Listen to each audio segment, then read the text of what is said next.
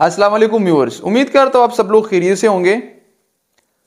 आज की जो वीडियो है इसमें हम supreme court practice and procedure जो बिल है 2023 उसके हवाले से बात करेंगे, क्योंकि आप सब लोगों को पता है कि ये जो बिल है supreme court practice and procedure bill, इसको सुप्रीम कोर्ट ने एक वैलिड बिल मतलब एक वैलिड एक्ट करार दिया है और जिसका फैसला हो गया 10/5 से। मतलब 10 जो जजेस थे सुप्रीम कोर्ट की, उसने कहा कि yes this bill is according to the law, और जो 5 थी उसकी डिसेंटिंग ओपिनियन आ गई। तो ये जो बिल है अब एक क्या बन गया, ये एक एक्ट और कानून बन गया। ये बिल जब नेशनल असेंबली से पास हो गया तो उस पर बहुत से क्रिटिसिज्म आ गई और बहुत से लोगों ने ये एतराज किया कि ये जो बिल है ये एक स्पेशल पर्सन्स के लिए बनाई गई है, जिसकी नाअहली ख़त्म हो सके। इसमें 2 लोगों के नाम शामिल थे, नवाज शरीफ साहब और जहांगीर तरीन साहब। और फिर ये जो एक्ट था इस पर स्टे लग गया सुप्रीम कोर्ट में, और अब ये जो एक्ट है उसको कानून का शक्ल मिल गया, मतलब ये एक्ट इम्प्लीमेंटेड लॉ है इन द पाकिस्तान। तो वो से लोग ये सवाल कर रहे हैं कि अब नवाज शरीफ की जो क्या है नाअहली है वो खत्म हो सकती है कि नहीं, वो अपील कर सकता है कि नहीं अकॉर्डिंग टू द लॉ।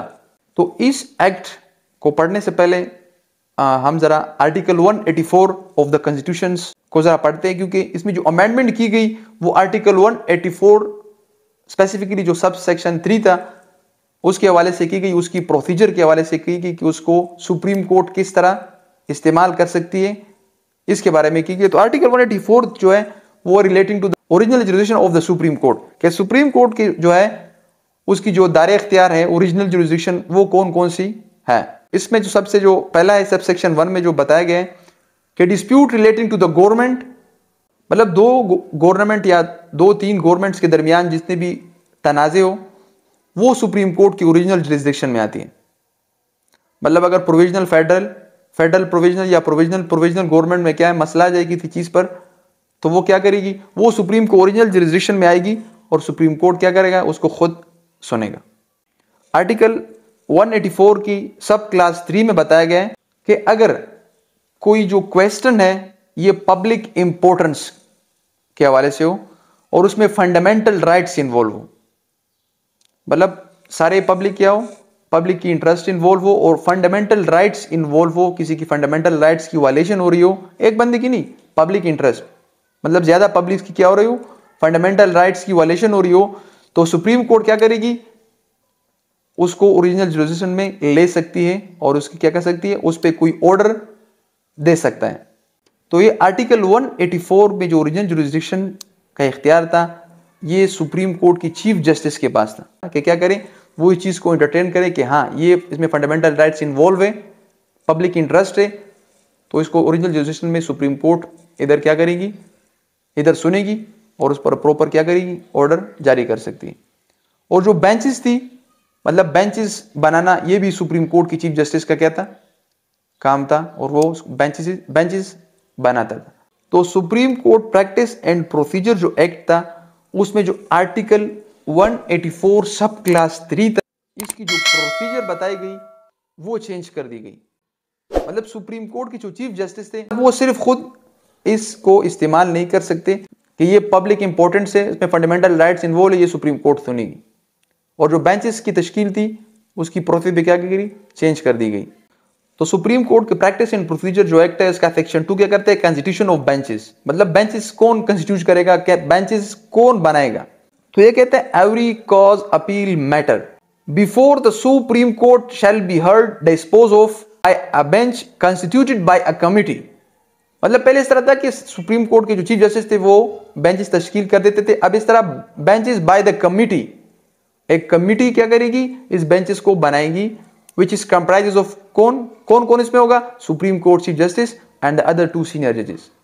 और इसका जो सेक्शन 3 है ये मोस्ट इंपॉर्टेंट है, ये exercise of original jurisdictions of जो सुप्रीम कोर्ट की ओरिजिनल जुरिसडिक्शन है ये किस तरह एक्सरसाइज करेगा, इसके बारे में ये बताता है। That any matter invoking the original jurisdiction of the Supreme court under class 3 of article 184, जिसके बारे में हमने पहले बात की, shall be first placed before the committee। मतलब अगर इस तरह कोई मामला गया फंडामेंटल राइट्स के हवाले से, पब्लिक इंटरेस्ट इन्वॉल्व है, तो वो पहले किधर जाएगी, एक कमेटी के पास जाएगी। जो कमेटी बनी है चीफ जस्टिस की और 2 सीनियर जजेस की। अब अगर कमेटी के ख्याल में क्या है, हाँ इसमें पब्लिक इंटरेस्ट इन्वॉल्व है, फंडामेंटल राइट्स इन्वॉल्व है, इसको सुप्रीम कोर्ट को सुनना चाहिए, तो फिर क्या करेगी, फिर ये एक बेंच तश्कील करेगी, ये कमेटी मिनिमम ऑफ 3 जजेस, 3 बेंचेस, 3 जजेस का एक बेंच तश्कील करेगी जिसमें एक कमेटी का मेंबर भी होगा।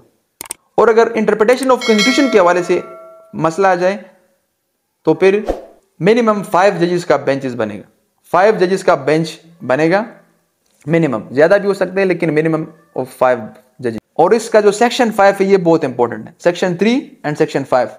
ये जो सेक्शन 5 है ये आपको क्या करते हैं, अपील के लिए अलाउ करते हैं। मतलब सुप्रीम कोर्ट का फैसला आ गया, आर्टिकल 184 का जो प्रोसीडिंग चल रही थी उस पर फैसला गया, तो उसके खिलाफ भी क्या कर सकते हैं, सुप्रीम कोर्ट के फैसले के खिलाफ भी क्या कर सकते हैं, सुप्रीम कोर्ट में आप अपील कर सकते हैं। It is called inter court appeal, inter court appeal. मतलब आप इसी कोर्ट में क्या कर सकते हैं, रिव्यू की बजाय आप अपील भी कर सकते हैं। मतलब डिसीजन आ गया तो आप लार्जर बेंच, 3 बेंच ने फैसला दिया तो आप 5 ने दिया तो 10 या 8, 6, मतलब लार्जर बेंच पर आप क्या कर सकते हैं, आप अपील कर सकते हैं और आपका जो फैसला होगा, आपका जो केस होगा वो लार्जर बेंच सुनेगा और उस पर फिर क्या करेगा, एक फैसला देगा। और जो ड्यूरेशन लिमिटेशन रखी गई वो है 30 डेज। विद इन 30 डेज आप क्या करेंगे, अपील दायर करेंगे। और इसका जो सेक्शन 5 है ये बहुत इंपॉर्टेंट है, ये रेट्रोस्पेक्टिव ऑपरेशन देता है to right to appeal. Retrospective operation इसको कहते हैं कि मतलब इससे पहले, मतलब ये एक्ट पास हो गया, इससे पहले जितने भी डिसीजन हुए, सुप्रीम कोर्ट के फैसले आए, इसको भी आप चैलेंज कर सकते हैं।